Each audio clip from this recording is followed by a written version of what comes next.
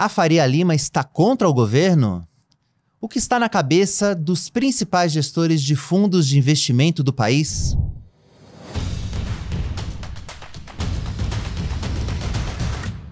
Salve pessoal, tá no ar mais uma edição do podcast Touros e Ursos. Eu sou o Vinícius Pinheiro e aqui do lado está a Júlia Vilchen, aqui nos nossos estúdios na Faria Lima, não é, Júlia?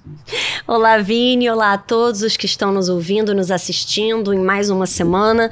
Pois é, né, a gente vai falar aqui sobre a Faria Lima, mas estamos nela, né, então eu acho que a gente pode falar até, sim, uma posição bem próxima, né, dos acontecimentos. De certo modo, a gente pode dizer que tem lugar de fala, nem que seja, né, geograficamente. Geograficamente. Bom, tá certo. E aqui do outro lado da nossa avenida, digamos assim, está o Bruno Merola, é especialista em fundos de investimento da Empiricus Research. Seja muito bem-vindo, Merola. Primeira vez aqui no programa. Primeira vez, obrigado Vinícius, obrigado Júlia. Prazer estar aqui com vocês, compartilhando sobre a indústria de fundos, como é que tá, e tentando esclarecer um pouquinho, né, dessas posições versus o governo aqui. Não, bacana. Bom, e você, esteja na Faria Lima ou em qualquer canto da internet, já peço para você curtir esse episódio, assim o nosso programa chega para mais pessoas e também acaba ajudando aqui a prestigiar o nosso trabalho. Lembrando também que todas as edições aqui estão disponíveis no nosso canal do YouTube, então já segue a gente. Estamos chegando no Ibovespa, né? Nós já estamos aí com 126 mil seguidores no nosso canal do YouTube e o Ibovespa está quase ali, então é capaz a gente terminar o ano à frente do Ibovespa. Não que eu esteja torcendo por isso, eu até torço mais pelo Ibovespa, que queria que os dois subissem juntos. Mas tá perigando a gente acabar o ano na frente do Ibovespa. E lembrando também que todas as edições aqui também estão disponíveis nos principais tocadores de áudio, incluindo o Spotify e o Apple Podcasts. Bom, com isso a gente pode ir para o tema dessa edição. Afinal de contas, as relações entre o governo e o mercado financeiro, que já não eram das melhores, acabaram azedando de vez, principalmente depois da reação do mercado ao anúncio do pacote fiscal do governo no fim de novembro. Mas é bom lembrar que essa disputa pega, né, se é que ela existe, essa disputa pega uma parte relevante da Faria Lima enfraquecida. Afinal de contas, a gente tem os fundos multimercados, que são aqueles que têm liberdade para fazer apostas compradas em dólar ou vendidas em dólar, compradas em bolsa e etc., registrando resgates que chegam a 300 bilhões de reais só no acumulado desse ano. Mas acho que antes de falar desse segundo tema, eu queria começar, Merola, te perguntando um pouco sobre essa questão do governo versus Faria Lima.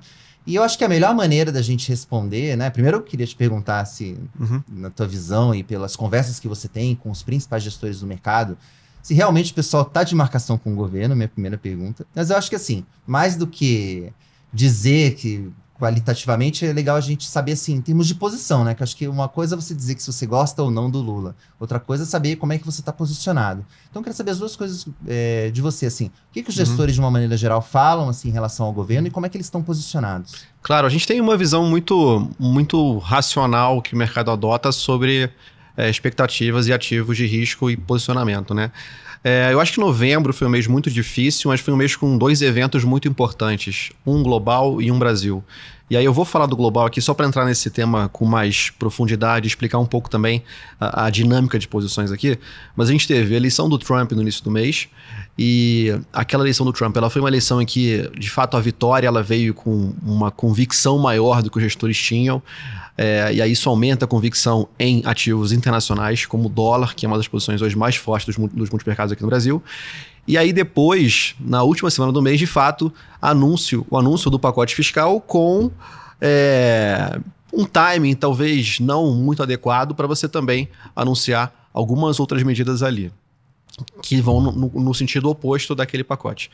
E aí a gente faz uma pesquisa mensal com gestores de multimercados, mais ou menos 139 gestores de multimercados que gerem 120 bilhões de reais para medir como é que está a perspectiva deles para cenário e para posições. Eu acho que dá para dividir esse ano talvez em 3 grandes momentos, né? A gente teve um momento para Brasil aqui, aí pegando sua pergunta de vez.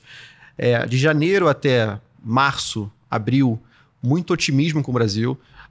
Acreditava-se ainda que os juros chegariam a abaixo de 10%, talvez 9%. Então tinha posições aplicadas em juros nominais e reais, comprados em bolsa, comprados em real contra dólar. O nosso painel ele é todo verde, ali em janeiro a março. Aí você pega abril para frente, isso degringolou de certa maneira, você já começou a precificar uma alta de juros aqui no Brasil de fato, talvez um corte de juros lá fora um pouco mais tarde do que era anteriormente, né? Você tinha isso no final do primeiro trimestre para o segundo, foi jogando para frente. Então, abril até setembro foi um momento um pouco mais de incerteza, sem posições muito claras. Quando chega ali em setembro, e até agora, e eu vou falar da piora mais relevante que aconteceu nesse período agora, muito pessimismo com o Brasil. E aí, esses gestores eles começaram a ter posições que apostavam em uma alta de inflação, menor valorização do real contra o dólar, menos bolsa e maior pessimismo, no geral, com o fiscal no Brasil. Talvez o que seja ainda unânime é que o Brasil está crescendo bem. Então, essa é uma posição unânime. E aí a discussão é se crescendo bem é sustentável ou se não é sustentável. E isso impacta as posições. Então, a gente sai daquele momento de otimismo para incertezas meio misturadas e agora um pessimismo relevante. E aí, pegando, de fato, esse final de novembro, do dia do anúncio e depois do anúncio, aumentou muito o pessimismo. De fato, a gente viu isso acontecer. E aí eu só queria pontuar uma coisa, porque embora as posições dos gestores, embora as opiniões dos gestores sejam mais pessimistas nesse momento, algumas posições não são tanto por motivos externos a esse fator. Pega a bolsa, por exemplo, né? Quem não está comprado em bolsa não está vendido.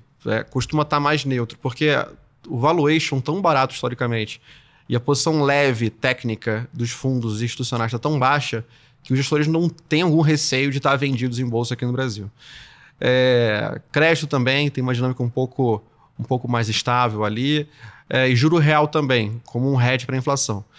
Mas esse é o grande cenário. A gente teve, de fato, esse movimento de maior pessimismo recentemente, e aí sobre talvez essa disputa conceitual entre mercado e governo, o que a gente viu na última semana de resultado, né, você até fez aquela matéria sobre isso recentemente, é que os multimercados eles não tiveram, de fato, um ganho expressivo, nem uma perda expressiva naquela semana do dia 25 a 29 de novembro. Eles tiveram um 0 a 0, né? Você tem uma média de 0,06%, alguma coisa assim. Então, não vejo exatamente assim, embora alguns gestores sejam um pouco mais vocais, de fato, mas sempre com essa visão racional. Não me parece, não é uma questão política, então. É uma questão na visão do mercado, e aí a gente pode dizer que está certo ou está errado. A questão é que, no entendimento da maioria dos gestores, houve uma piora em relação à perspectiva para o Brasil. E é por isso que houve essa mudança nas posições. Exato. Eu não acho que seja nem política nem estrutural. Eu acho que seja, de fato, conjuntural para esse cenário de expectativa futura para o fiscal brasileiro. E assim, no começo do ano era opção. Se fosse simplesmente uma questão eu não gosto do Lula, os gestores não estariam comprados, né, em bolsa, assim, né? Então não é uma questão do governo A ou governo B. Sabe? Exato, perfeito. E mesma coisa em outros governos também, né? A gente sempre vê esse movimento bem dinâmico de multimercados e o que a gente tem visto também é que eles estão cada vez mais globais, cada vez mais internacionais. Então, a eleição do Trump, mais no fim do mês, esse evento de anúncio fiscal aqui no Brasil, fez eles estarem mais posicionados lá fora ainda, né? Então, por isso que as posições em Brasil tão pequenas, tão leves.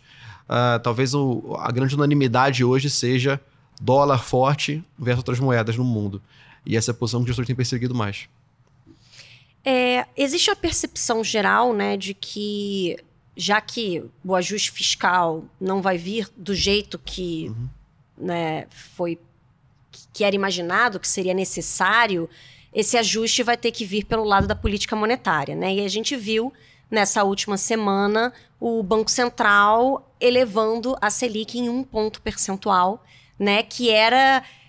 As expectativas estavam um pouco ali indefinidas entre 0,75 e 1 ponto, mas o Banco Central acabou indo para a decisão mais dura do 1 ponto e até dizendo que nas próximas 2 reuniões devem vir ajustes dessa mesma magnitude. Ou seja, um aperto mais forte nos juros do que era esperado anteriormente.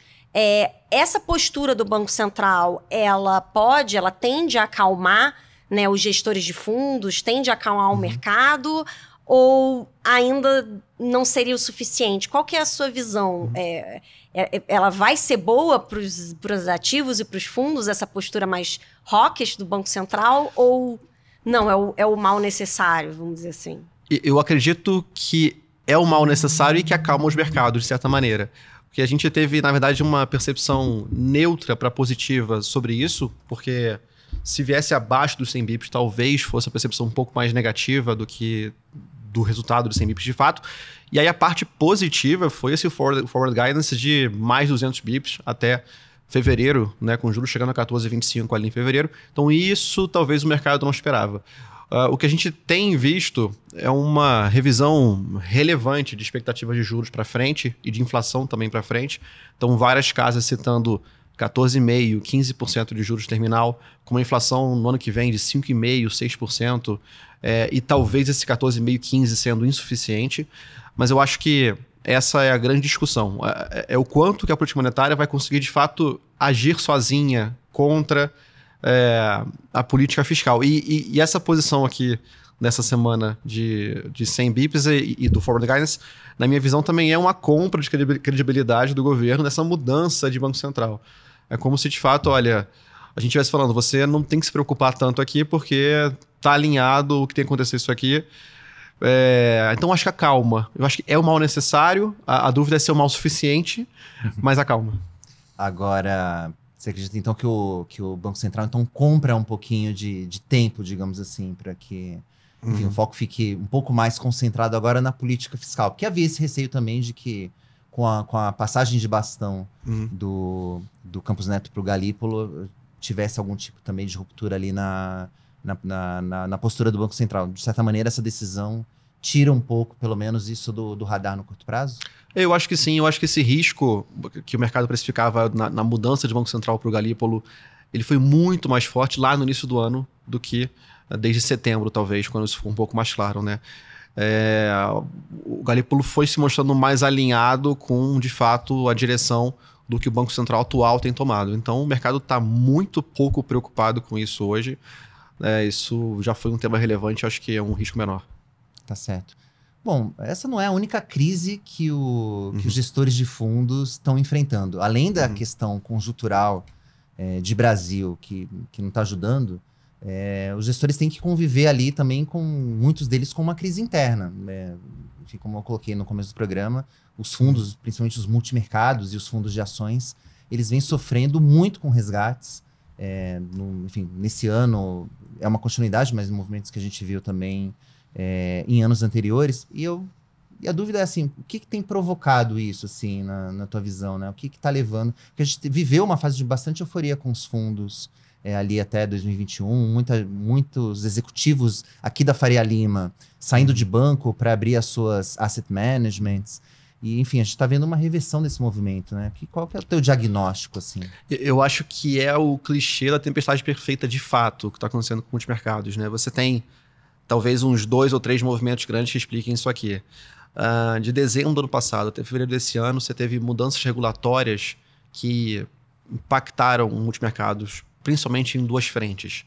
Então, os fundos exclusivos foram tributados com cotas, como os fundos abertos sempre foram, e fundos de previdência, que é para onde esse dinheiro estava fugindo, também levaram uma restrição ali em fevereiro de não poderem ter fundos exclusivos de previdência com mais de 5 milhões de reais.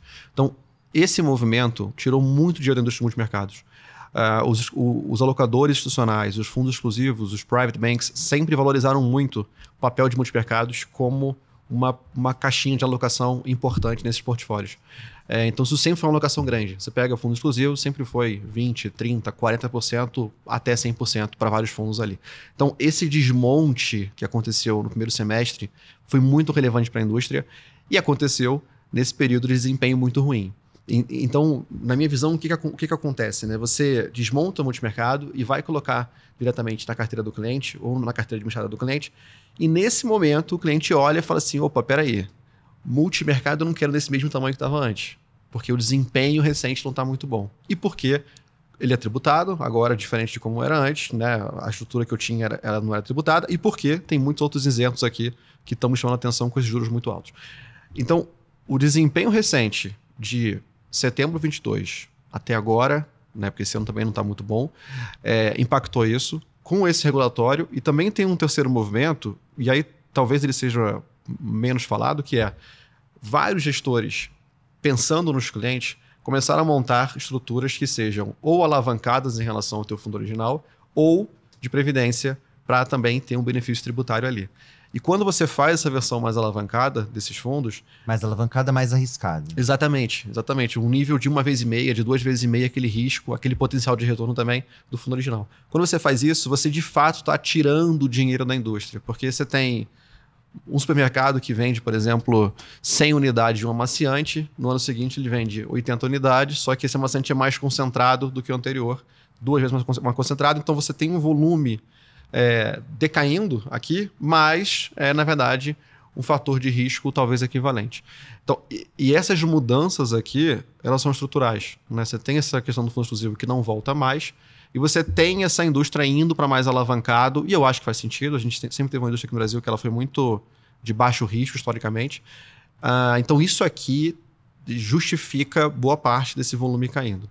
Mas, de fato, o desempenho recente, talvez na pessoa física, seja o que mais pegue, né? Você olha para aquilo e fala, não só está muito ruim nesse curto prazo, como tem outras oportunidades aqui que parecem mais atrativas nesses juros muito altos.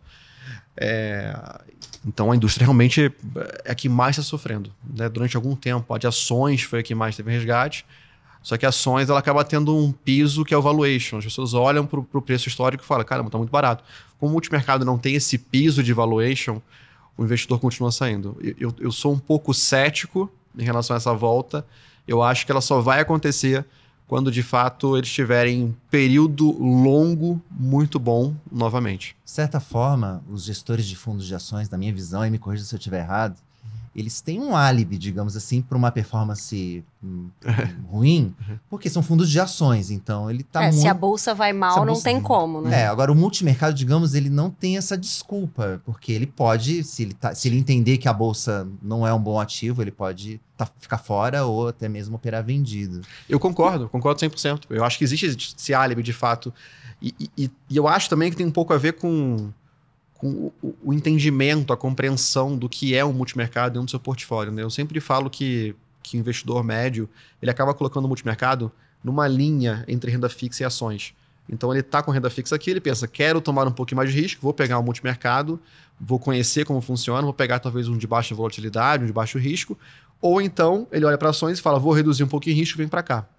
E eu sempre acho que essa visão linear de multimercado, ela não é boa, ela não ajuda. Porque ele tem que olhar, de fato, isso como se fosse um triângulo, como se o multimercado fosse um vértice diferente ali entre renda fixa e ações, porque traz fontes de retorno que você não consegue capturar. Enquanto a renda fixa vai te trazer crédito, ou um direcional de juros, e a bolsa vai te trazer um beta de bolsa, que é exatamente esse álibi, o multimercado vai operar moedas do mundo inteiro, vai operar commodity, vai operar posições compradas e vendidas de qualquer ativo. Então, é um pouco diferente. E aí eu tenho um ponto que o desmonte desses fundos exclusivos talvez atrapalhe um pouco nessa educação financeira também. Porque quando você tem o seu fundo fechado ali, você não olha linha a linha, você olha aquele portfólio fechado e uma coisa se completa com a outra e faz sentido. No final do dia, você vê o desempenho do fundo e tá ok, você não... Exato. E agora, se você voltar a olhar linha a linha, talvez o investidor perca um pouco o valor que ele devia dar para alfas diferentes, para ativos de proteção, para uma diversificação global. Talvez isso seja um recuo no nosso financial deepening nos últimos 8 anos aí. Eu imagino que os títulos isentos de imposto de renda também drenem bastante os recursos, né, dos multimercados, ainda mais num cenário agora de alta de juros, novamente. Boa parte das pessoas físicas que estão em multimercados vão falar, por que eu vou me expor a esse risco aqui se eu tenho isento de imposto de renda pagando bem lá? Sem dúvida, eu acho que é para onde está indo todo o dinheiro, basicamente, para tudo que é renda fixa, né? E aí os isentos e crédito também corporativo não isentos. Então, é o grande concorrente, com certeza. Aí eu queria emendar a minha próxima pergunta, né, que é justamente sobre os fundos de crédito, os fundos que investem aí em debêntures, principalmente debêntures incentivadas, né, que a pessoa física busca muito. Esses fundos no mercado de fundos de investimento foram aí as grandes estrelas de 2024, né, em matéria de captação, enfim, realmente foram ficando bem mais populares. Até depois com as restrições lá de LCIs, LCAs, né, emissões de CRIs e CRAs, as debêntures incentivadas e os fundos que nelas investem acabaram atraindo bastante aí dos recursos das pessoas físicas que antes iam para os títulos. Eu queria te perguntar sobre a sua visão para esse segmento. Ele está mais arriscado? A gente está vivendo, de repente, um risco de bolha, já que está tendo tanta demanda, os spreads já achataram tanto, agora a gente está tendo aí os juros realmente mudando de patamar? Será que os emissores não ficam mais arriscados? Qual que é a sua visão em relação a risco de crédito e de bolha nesse setor aí de debêntures, principalmente incentivadas? Eu acho que todos esses fatores são muito relevantes, estar discutindo sobre eles continuamente. Eu não acho que tenha uma bolha em crédito, seja em crédito tradicional ou de infraestrutura, eu não acho que exista, mas eu acho que tem, de fato, talvez uma futura frustração do investidor que entrou no início desse ano e ao longo desse ano, mas especialmente no início, porque ali de fato estava um desempenho mais forte, achando que esse desempenho vai se repetir para sempre. E por que eu digo isso? Porque a indústria de crédito, ela viu os spreads abrirem muito no ano passado, após Americanas e Light, em janeiro, fevereiro de 23 ali, e fecharem fortemente nesses 18 meses, um pouco mais de 18 meses desde então. E aí o investidor que entrou em março desse ano, por exemplo, e ele olha 12 meses fechado na hora de entrar, ele vai ver os 12 meses sem Americanas e Light e vendo um fechamento de spread muito relevante, um ganho de capital muito bom, que talvez não represente o futuro daquele ativo. Então esse investidor, se ele entrou por esse motivo, ele deve ter uma frustração. É quase que certa matematicamente que ele vai ter essa frustração, porque os fundos de crédito eles têm uma estabilidade de uma previsibilidade de retorno, porque você tem o carrego dos ativos ali, o quanto cada um está pagando. E aí esse carrego caiu muito. A grande discussão que a gente tem é para onde iria esse dinheiro nessa frustração, né? Então, assim, se você olha daqui a 3 meses e vê que o seu retorno de, eventualmente, 140% do CDI, agora ele é 105, ou ele é 100, ou é 95, para onde você vai?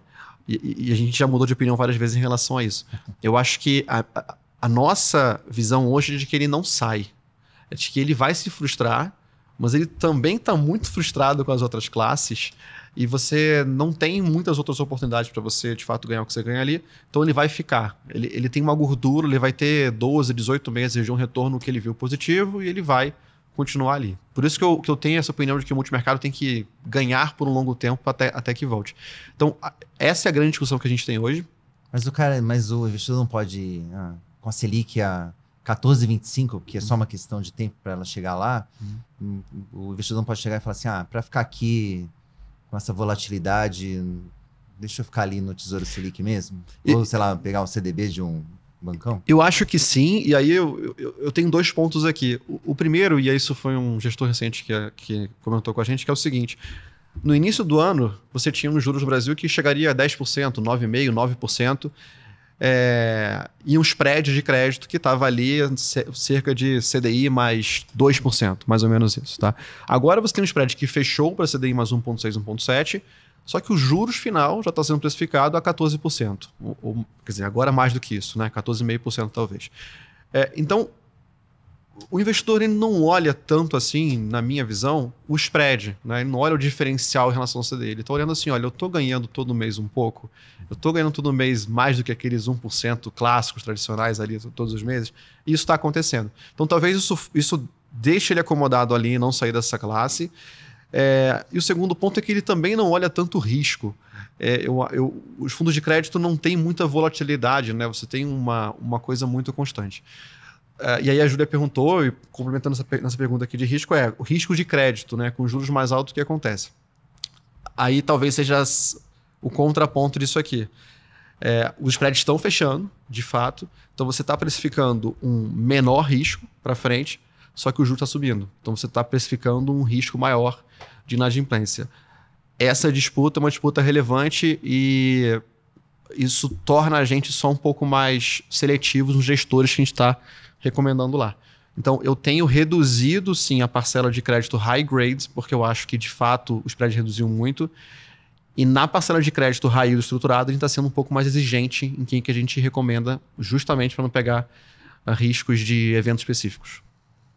Tá, para a gente encerrar o primeiro bloco aqui do nosso programa, acho que uma dúvida que pode estar na cabeça das pessoas que estão acompanhando a gente em relação a que critérios, né? Assim, se os fundos, diante de tudo isso, aí, a gente ainda são um bom investimento, né? Ainda são uma boa classe de ativos para se ter na carteira.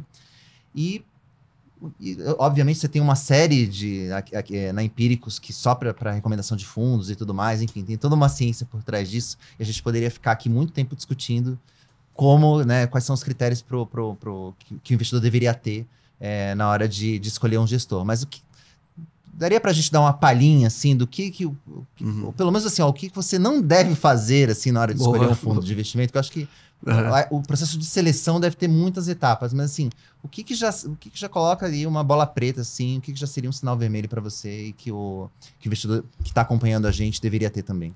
Eu acho que a palavra-chave, o conceito mais importante é consistência de longo prazo. E aí a bola preta justamente é o contrário disso. Você olhar um desempenho muito alto ou muito baixo de curto prazo. E aí por que eu falo isso? Porque de fato é o que a gente valoriza. A gente sempre vai falar que retorno passado não garante retorno futuro. Mas na minha opinião, consistência passada é um bom indicativo de consistência futura.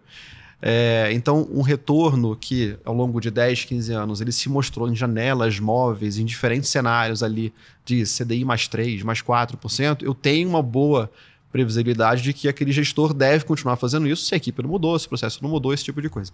Então, eu acho que consistência é a primeira palavra-chave, e entendo que o ambiente em que o investidor investe em fundos, em que ele compra fundos, não valoriza tanto isso, justamente porque você tem ali indicadores que priorizam um curto prazo. Então, você olha de 12 meses, 6 meses, 3 meses, um mês só, o último mês e tal.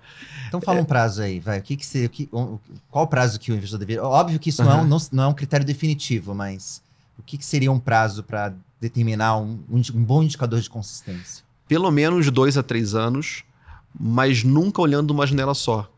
O que você vê em plataforma, por exemplo, é só a última janela, né? A última de 12 ou a última de 6 e tal. O que a gente gosta de olhar várias janelas móveis ao longo do tempo, de 24, 36, 60, 8 anos, e o percentual do tempo em que esse fundo conseguiu, de fato, bater o seu benchmark e o percentual do tempo que ele se posicionou como um dos melhores da indústria. Então, como é que eu comparo ele com os outros? Você pode pegar, por exemplo, um período que todo mundo foi muito ruim, mas que esse fundo A aqui, ele foi melhor do que todos os outros ao longo desse período. E isso acaba sendo relevante pra gente. Então, por mais que o período seja ruim, aquele cara se destaca. E aí a consistência que a gente olha é essa de desempenho, consistência de medidas de risco também. Então, como que ele conseguiu se proteger ao longo do tempo, o quanto que ele oscilou, qual foi o tamanho, a frequência, a duração das grandes quedas que ele teve, e também como que ele se comporta numa carteira combinada com outros fundos, né? A consistência desses 3 indicadores aqui, na parte quantitativa que a gente mais olha, e é o que eu mais recomendo que o investidor olhe também. É claro que é difícil fazer isso por conta própria. É difícil você juntar todos os dados, criar um grupo de comparação de fundos, encontrar as informações corretas ali e tal. Mas é, de fato, o que eu acho que acaba sendo a melhor recomendação. E na parte qualitativa, eu recomendo muito que o investidor que tenha, de fato, tempo e acesso e interesse, que entenda as gestoras, que ele leia o que cada uma faz.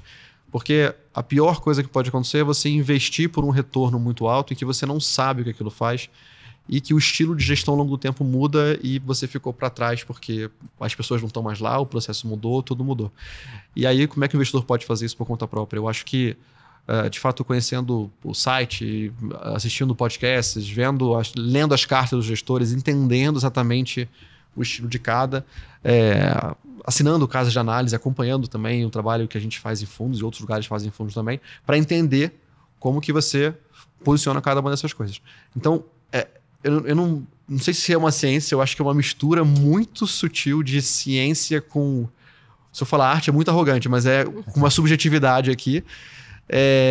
Então não tem uma resposta certa, mas esses são bons caminhos aqui. Mas dito tudo isso, enfim, tem boas opções no mercado em termos de gestores, de opções para os diversos tipos de risco, assim, de perfis de risco. Uma coisa muito curiosa, respondendo a sua pergunta, é que quando a gente pega o retorno dos multimercados esse ano, é tudo vermelho, é tudo muito ruim. Mas quando você pega a tabela de consistência ao longo dos anos, é tudo muito verde, né? Então você tem pelo menos dos que a gente acompanha aqui na nossa recomendação, você tem uma consistência muito alta de retorno ao longo do tempo.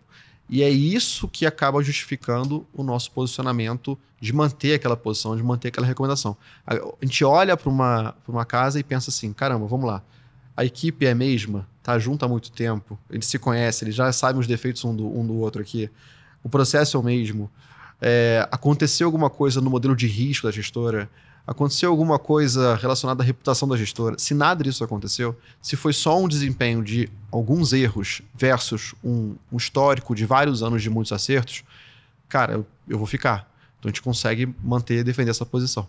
Agora, tem casos um pouco mais delicados. Se a gente vê de fato um fundo que cai 30% no dia, que cai 50% uma semana, você tem um controle de risco talvez um pouco mais frouxo, é uma bandeira vermelha pra gente. Se você tem uma boa parte da equipe saindo ao longo do ano e cada um com uma história diferente, cada um contando uma coisa diferente, e a gente conversa com o gestor depois, ele fala, não, tá melhor assim agora, porque a cultura tava tóxica e tal, a gente já olha isso também com olhos não tão bons assim. Então essa parte qualitativa dá para fazer um pouco por conta própria, mas também é difícil você estar no detalhe do detalhe ali das gestoras. Uma coisa que a gente valoriza muito é a opinião de outras gestoras em relação àquela gestora. A opinião de ex-funcionários em relação àquela gestora. Como que é o ambiente. No fundo, o que eu estou medindo esse cara gera retorno ao longo do tempo de maneira relevante, acima do benchmark, acima do peer group. E a segunda coisa quanto que ele consegue replicar isso para o futuro? Quanto ele consegue manter fazendo isso? Então, essas são as perguntas difíceis. Uhum. De certa maneira, a internet ajuda um pouco nesse processo, né? As cartas estão disponíveis nos sites das gestoras e tudo mais. Então, pelo menos esse trabalho de acompanhar o trabalho do gestor ficou... Algumas, inclusive, a Quinéia em particular, ela facilitou muito a comunicação, né? Ela tem uma pegada boa ali nas cartas. Enfim, esse trabalho é difícil, mas ele está um pouco menos complexo do que antes, você não acha? Eu acho sim, eu acho que a Quinéia é uma boa exceção que simplifica entre muitas cartas difíceis, ainda. E não só as cartas, né? O cotista fica recebendo lá as atualizações a respeito do fundo por e-mail, tem umas coisas assim, mais uma comunicação ativa, né, por parte da gestora, realmente é algo que podia se proliferar mais no mercado. Com certeza. Fizeram um ótimo trabalho nos últimos 3, 4 anos com isso. E foi curioso, porque antes disso acontecer, 3, 4 anos antes, a Quinéia nunca foi uma referência em comunicação. Ela realmente era uma comunicação mais formal, mais parecida com as outras. E de repente, eles conseguiram implementar, não de repente, claro, né, mas teve um trabalho árduo ali, mas de implementar essa comunicação que hoje, não só aqui nesse podcast, mas muita gente vê como referência a comunicação da Quinéia na indústria de asset. Eu também vejo. Não, bacana, ficou aqui o case de comunicação também para todo mundo. Eles têm um podcast, inclusive, também, né? O pessoal da Quinéia, além do mais. São os nossos concorrentes aqui, mas acho bacana espalhar a palavra aqui dos investimentos. Bom, mas vamos continuar espalhando a palavra aqui agora no nosso segundo bloco, que é o bloco dos touros e dos ursos. Então, para você que está acompanhando a gente pela primeira vez, e para o Merola também que está vindo aqui pela primeira vez, vou explicar rapidamente. Os touros são aqueles destaques positivos, aqueles que estão num momento favorável, e os ursos, ao contrário, são aqueles que estão devendo, né? Estão chegando aqui no final do ano, aqui, tendo que remar um pouco mais. E a gente geralmente começa pelos ursos e pelo nosso convidado. Então, Merola, queria que você escolhesse, apontasse aqui o urso dessa edição. Claro. Eu tenho uma perspectiva um pouco mais negativa, eu comentei aqui brevemente, com os fundos de crédito muito high grade, que tem uma liquidez muito alta. Então, para mim, essa frustração do investidor, ela vai se materializar. Eu não sei o que vai acontecer depois, mas o fato é que muita gente entrou só pelo retorno de curto prazo em produtos muito líquidos. Então, para mim, daqui a 3, 6 meses isso vai acontecer. Eu não consigo... Porque os fundos high grade são aqueles que têm na composição papéis, né, títulos de crédito de empresas de boa qualidade. Perfeito. Então, não é um pouco contraintuitivo? Por quê? Os justos high grades você está um pouco mais pessimista? Pela questão do risco, perfeito, as empresas são mais seguras, mas pela questão do spread, do quanto está pagando para você estar emprestando dinheiro, isso está muito baixo. Então isso bateu num peso, né? Começou a voltar um pouquinho agora o spread, e embora ele não seja de fato um spread que vai assustar a indústria, ela vai assustar aquele investidor que entrou errado. Então esse cara que ele entrou no fundo D1, D5, só vendo o retorno de curto prazo, ele vai ter um susto, não pelo risco de crédito, mas pelo retorno de fato ser menor do que ele olhou. Então, se eu fosse vender alguma coisa, é isso que eu estou um pouco mais preocupado. Esse investidor, então, tende a migrar para uma renda fixa conservadora, um Tesouro Selic da vida, porque ele não vai estar satisfeito com o retorno desses fundos. Eu acho que sim, eu acho que tem essa possibilidade, né? Depende do perfil dele. Se ele entrou sabendo que era um fundo de crédito, tudo bem. Se ele entrou achando que era reserva de emergência, talvez se assuste um pouquinho e saia. E aí ele volta pro isento, né? Que talvez seja o tradicional ali. Só lembrando que na época que teve o caso Americanas, houve fundos que estavam para reserva de emergência, vendidos como reserva de emergência, que tinha papéis da Americanas e da Light nessa composição, né? Enfim, algo que...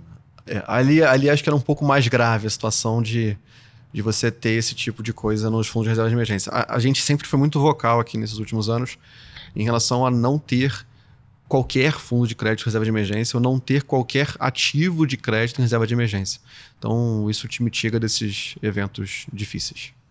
Tá certo. Júlia, seu urso. Meu urso dessa semana vai ficar com o Ibovespa, né? Que, pelo menos num primeiro momento, aí, logo depois da decisão do Copom de aumentar a Selic para 12,25% ao ano, não se mostrou calmo, né?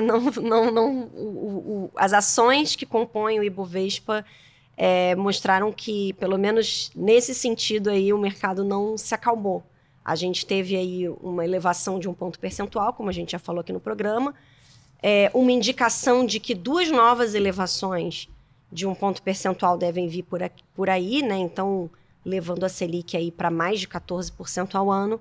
E logo no primeiro pregão, depois da decisão do Copom, a gente viu aí todas as empresas do Ibovespa abrirem queda, né? E sofrerem bastante aí na Bolsa. O Ibovespa ele teve uma melhora antes da reunião do Copom, né? Mas agora voltou a mergulhar de novo. Continua ali firme e forte, abaixo dos 130 mil pontos, né? Ali entre os 125 mil e os 130 mil pontos. É o patamar aí em que o índice se consolidou logo depois do anúncio do pacote de corte de gastos aí do governo Lula. Então, por causa disso, eu escolhi aí o Ibovespa como o meu urso dessa semana, Vini. Salvo algum evento extraordinário, vai ser um ano né? Temos poucos dias para até o fim de 2024. Para mim, um ano realmente para renda variável, para esquecer. Um dos vários anos, infelizmente, aqui no Brasil, renda variável para a gente esquecer.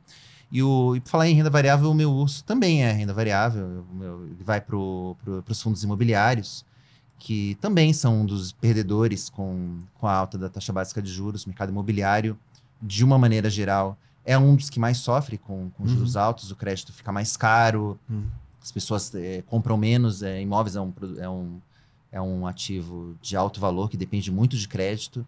E com Selic mais alta, o crédito... Um dos objetivos, inclusive, do juro mais alto é realmente dar uma secada nesse canal de crédito. E os fundos e o setor imobiliário é um dos que mais sofre com isso. E lembrando, né, os FIIs, né, são listados na B3 e eles garantem ali pro investidor uma renda mensal isenta de imposto de renda. Mas quando você compara a renda que você tem, que é proveniente, por exemplo, de um aluguel, de um escritório, como esse que nós estamos aqui na Faria Lima, com a taxa livre de risco, que é a dos títulos do governo, caminhando para 14,25, são pouquíssimos ativos que hoje conseguem te entregar com aluguel um retorno, né, de mais de 1% ao mês, mesmo considerando aqui que numa renda fixa tradicional você paga imposto de renda e no fundo imobiliário não. Então, assim, uma situação difícil. E lembrando que, embora você tenha um rendimento ali pingando na conta todo mês, os fundos são negociados em bolsa, então as cotas, elas caem, né? Então, muita gente ainda tem uma visão de que o fundo imobiliário é renda fixa por conta do rendimento que pinga ali na conta, mas é um ativo de renda variável. E a gente pegar o IFIX, né, que é o índice dos principais fundos imobiliários, vem registrando uma queda bem relevante desde que o mercado começou a fazer essa virada, né? Lembrando que o Copom aumentou agora em 1 ponto percentual a Selic, mas no começo de novembro, quando foi a última decisão, a expectativa era de mais meio ponto, né? Esperava-se um ajuste mais gradual e esse cenário se reverteu de forma bem mais expressiva ali no final do mês com o anúncio do pacote de corte de gastos que foi considerado frustrante. Então, e acho que assim, como a gente não está vendo nada de novo no radar, eu vejo pouca luz no fim do túnel para os FIIs nesse momento. Acho que talvez apenas para quem tiver aí com um horizonte de muito longo prazo aí para poder aguentar, que pode comprar eventualmente aí cotas com desconto, né? Comprar ativos, né? Muitos deles são donos aí de imóveis AAA, né? Assim, imóveis de muito boa qualidade, mas que num momento como esse acabam sofrendo. Então, quem não tem problema aí de liquidez pode até encontrar alguma oportunidade. Mas, neste momento aqui, os fundos imobiliários ficam com o meu urso da semana. Bom, agora vamos falar dos touros. Vamos falar aqui dos nossos destaques positivos. E agora, mais uma vez, passo aqui a palavra para o Merola. Para quem você vai dar o seu touro? Pô, não é um ativo, nem uma classe de ativo, mas nesse final do ano aqui, início de dezembro, acho que previdência é um grande tema e tem que ser o grande tema, de fato. Eu tenho uma cabeça muito convicta de que previdência é o eterno vencedor da indústria, de mudanças regulatórias, de que a previdência não acaba sendo muito afetada por isso, e até seria muito difícil você mexer nas regras dela.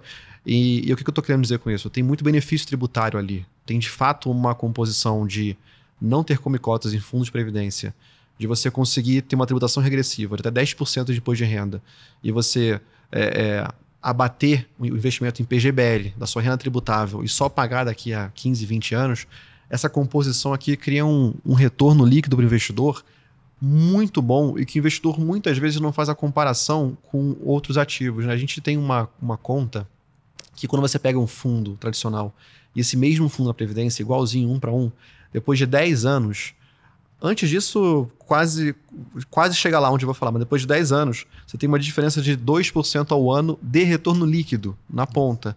Então, muitas vezes... O mesmo fundo. Só por estar na Previdência versus fora da Previdência. E aqui, claro, estou considerando todos os benefícios, tá? Então, você fez um PGBL regressivo e se beneficiou de tudo aqui. 2% ao ano já líquido de imposto de renda depois de 10 anos. E aí o investidor muitas vezes perde muito tempo pensando em taxas de 0,10 versus 0,20. 0,20 versus 0,40. Ou então, eu vou comprar poupança, ou vou comprar uma LCI porque são isentos. Mas, cara, você tem um benefício ali que está te entregando uma alocação completa. Você consegue fazer renda fixa, multimercado, ações, hoje em dia criptomoedas também, global, tudo dentro da Previdência, que independe, como eu falei, de classe de ativos. Você monta como você quiser, mas o benefício está lá. Então, isso aqui acaba sendo muito relevante no longo prazo. E, obviamente, o que talvez tenha que mudar é adaptar uma cabeça mais para o longo prazo e entender que isso faz sentido. Então, previdência nesse fim de ano, para mim, é o grande tema. Eu falo 24 horas por dia sobre isso aqui e não fiz a minha ainda, tenho que fazer. Grande tema, grande touro. E, poxa, rende uma matéria isso pra gente, hein, Júlia? Tomara que nenhum concorrente do seu dinheiro esteja vendo, escutando a gente agora, mas acho que rende uma matéria bacana se puder passar depois esse estudo pra gente, claro. Que acho que é uma época super propícia. A gente tem também lá um aumento na busca, na procura por conteúdo sobre previdência. Então, acho que pode ser uma boa, Júlia, escrevemos alguma coisa lá pra SD, né? Com certeza. Bom, então manda aí, quem é o seu touro?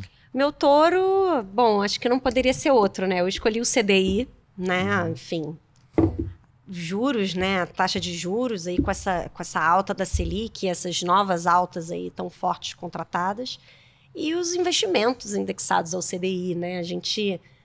Eu publiquei algumas matérias aí ao longo dos últimos dias, mostrando quanto tão atrativos agora os investimentos justamente de menor risco, né, da economia brasileira, que são os pós-fixados, indexados à Selic, ao CDI, enfim, desde o Tesouro Selic, os CDBs dos bancões, até as LCIs, LCAs, mostrando aí que realmente não precisa correr muito risco para ganhar um bom retorno na situação atual. E o mercado está precificando aí, tem instituições financeiras, investidores precificando aí Selic até 15% no futuro não muito distante. Então, não quer dizer que vai chegar a isso, mas realmente vendo aí juros bem elevados no curto prazo aí para o próximo ano, estão sendo visualizados aí pelo mercado. Então, por causa disso, eu escolho aí os nossos juros básicos aqui brasileiros como o grande touro aí da semana, e vai ser um dos touros do ano, né, Vini?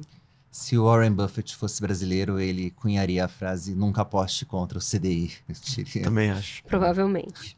Bom, deixa eu falar do meu touro dessa edição que vai pro Google. Na verdade, para a dona do Google, que é a Alphabet, que quem apostou contra a Alphabet, achando que a empresa, que é gigante, que a Big Tech ficaria para trás nessa corrida da inteligência artificial, vai ter que rever os conceitos.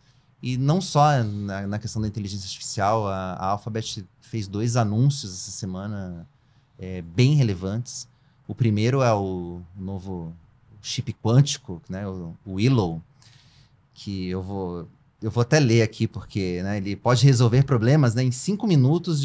Ele resolve em 5 minutos uma tarefa que levaria 10 septilhões de anos pro computador mais moderno, né, o top de linha de hoje resolver. Acho que foi elevado a 25, né? Os septilhões ali, acho que era isso, né? 10 elevado a 25. 10 elevado a 25 zeros, né? Assim, isso, pra ter uma ideia. E isso é mais do que toda a história da existência total, né? Do universo, assim. Então, para ter uma ideia de como... É um avanço que a gente não consegue nem mensurar, né? A gente nem sabe o que esse chip vai ser capaz de fazer, e ele é uma realidade. Então, assim, foi um anúncio, essa corrida pela computação quântica, ela aparece um pouco mais no bastidor do que a questão da inteligência artificial, porque a IA, a gente tem aplicações que nós estamos usando aqui, mas essa, para mim, da computação quântica, para mim, ela tem um potencial, inclusive para a inteligência artificial, que... realmente são coisas que acho que a gente não consegue elocubrar aqui no nosso pensamento, que não é quântico, o que a gente pode vir a evoluir caso a gente consiga adotar essa tecnologia realmente de forma enfim, comercial, enfim. Ele tem uma série de condições, né, o chip, para poder funcionar ali, ele tem que estar numa temperatura de menos 200 graus, enfim, tem toda, né, uma condição, mas enfim, como tudo, né, relacionado à tecnologia, daqui a pouco a gente vai ter um computadorzinho quântico na nossa casa. Eu lembro muito de uma entrevista que o Bill Gates deu quando ele estava lançando o livro dele, Estrada do Futuro. Acho que foi uma entrevista para o Jô Soares, se não me engano. E ela deu uma viralizada, porque parece que o livro do Estrada do Futuro é dos anos 90, 94, 95. E parece que foi semana passada, assim. Então é incrível. Então talvez a gente... Quem sabe vão pegar o meu corte aqui no futuro e vão falar assim, nossa, o Vinícius, ele adivinhou exatamente o que ia acontecer. Se eu puder fazer só um comentário, acho que vale esse tema se aprofundar, até num podcast aqui sobre computação quântica, porque como interessado leigo, uma das coisas que mais me chama a atenção é o quanto que isso pode mudar a criptografia mundial. De fato, você resolver problemas matemáticos que parecem difíceis de resolver há 200, 300 anos e, de fato, você conseguir encontrar uma distribuição de números primos que quebraria a criptografia. Então pode ser um tema legal para aprofundar. Não vai ter mais senha segura nesse... Talvez não no modelo atual, talvez em algum modelo que a gente não conheça ainda. Bom, e essa nem foi a única novidade que a Alphabet anunciou nessa semana. Também a dona do Google anunciou a nova versão do Gemini. É Gemini ou Gemini, Julia Viltin? Você é a nossa consultora de sotaques. Bom, todo mundo... Mas aí não vai do sotaque, né? Eu acho que aí vai do que as pessoas estão usando. Porque eu tô vendo as pessoas usarem mais o Gemini. Que eu acho que é meio por aí mesmo. E que é incrível, eu vi, é incrível. Não, ele enfim... O Google distribuiu um vídeo com muitas das funcionalidades do novo Gemini, mas uma das coisas que mais me impressionou foi aquela questão da IA poder fazer uma compra virtual sozinha, né? Assim, então, pô, não dá pra deixar, daqui a pouco você não vai poder mais deixar seu cartão de crédito perto do Gemini, que ele pode sair fazendo umas compras. Enfim, o resultado de tudo isso é que as ações do Google dispararam essa semana, mais de 10% no momento que a gente tá gravando aqui o podcast, subindo mais de 10%, uma ação que já é uma ação super valorizada. Então, assim, realmente ela tá vindo já de valores e de valuation já bastante elevados. Então, vai aqui o meu touro dessa edição pro Google e pra Alphabet. E só pra gente encerrar aqui, né, pra gente sempre dar um tour especial aqui fora do mercado financeiro. E eu queria dar pro Dalton Trevisan, pro escritor, que morreu nessa semana aos 99 anos. É um dos meus autores favoritos. Digo que o Vampiro de Curitiba, ele combinava erudição com sacanagem, assim, uma combinação que, enfim... É rara. É rara, ele é um cara que... E é uma erudição que não é uma erudição chata, assim, é aquele texto que tem umas sacadas, uns diálogos, é um escritor que, para mim, eu recomendo para qualquer pessoa ler, não é sei lá, um Guimarães Rosa, por exemplo, tem eu digo que não é para todo tipo de ler, eu adoro o Guimarães Rosa, mas não indico para todo mundo. O Dalton Trevisan eu indico para todo mundo, assim, que é uma leitura muito fluida, muito bacana. Eu li muito na época da faculdade, que eu tinha um professor que era muito fã, e foi ele que me apresentou. Dalton Trevisan ganhou 4 prêmios Jabuti, e ele era um escritor recluso, não foi receber, não saiu para buscar nenhum dos 4 Jabutis, e ele também foi vencedor do prêmio Camões, que é como se fosse o nosso prêmio Nobel de literatura aqui voltado para os escritores em língua portuguesa. Então ele recebeu todas as honrarias. Eu não sei se ele hoje não seria cancelado, mas como ele era um cara recluso, ele já se autocancelou há muito tempo. Então eu acho que ele não teria esse tipo de preocupação. Mas, enfim, acho que recomendo bastante para as pessoas lerem. Eu acho que representa muito ali o estereótipo ali do homem, do macho, sabe assim, o Dalton Trevisan, do macho tradicional, do macho antigo, assim, é bem, bem curioso, acho que mesmo para as novas gerações, que acho que podem até se horrorizar com algumas coisas que o Dalton Trevisan escrevia ali, eu recomendo bastante. Então fica aqui o meu tour especial, uma homenagem aqui ao grande Dalton Trevisan. Bom, com isso a gente pode colocar aqui, né, pode fechar a página desse podcast. Queria agradecer mais uma vez aqui a presença do Bruno Merola. Bruno, foi muito legal aqui o nosso papo, a gente pode falar de outros temas. Volta aqui pra gente falar de tecnologia, computação quântica, que eu acho que tem muita coisa pra gente conversar. Claro, obrigado. Foi um prazer. Obrigado, Vini. Obrigado, Júlia. Primeira vez aqui, espero estar vários com vocês aqui. Com certeza. Bom, Júlia, a gente se encontra aqui, então, semana que vem, na Faria Lima, certo? Certo, Vini. Obrigada aí a todo mundo que nos acompanhou no episódio de hoje. Obrigada, Vini, mais uma vez. Bom, é isso aí. Acompanhe também o seudinheiro.com para ficar por dentro de tudo que mexe com os seus investimentos. Aquele abraço e até a próxima.